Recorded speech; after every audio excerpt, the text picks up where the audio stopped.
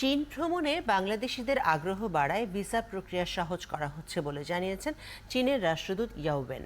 সকালে চীনা ভিসা আবেদন কেন্দ্র উদ্বোধন অনুষ্ঠানে তিনি একথা বলেন।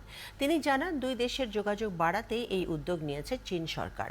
এ সময় তিনি আরও বলেন, এখন থেকে চীন ভ্রমণে ইচ্ছুক বাংলাদেশি নাগরিকদের অনলাইনে ভিসা ফর্ম পূরণের পর আবেদন করতে হবে এই ভিসা সেন্টারে। বনানীর প্রাসাদ ট্রেড সেন্টারের এই কেন্দ্র থেকে এই ভিসা আবেদন গ্রহণ এবং প্রদান করা হবে। এ সময় উপস্থিত ছিলেন পররাষ্ট্র মন্ত্রণালয়ের মহাপরিচালক তৌফিক হাসান। ইয়াও ওয়েন বলেন, বাংলাদেশ ও চীনের মধ্যে সব ক্ষেত্রেই সম্পর্ক দিনে দিনে বাড়ছে।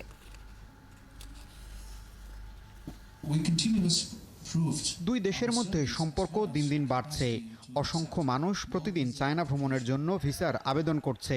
আমরা তাই ভিসা প্রক্রিয়া সহজ করার চেষ্টা করছি। মানুষের সাথে মানুষের যোগাযোগ বাড়লে দুই দেশের সম্পর্ক আরও বাড়বে।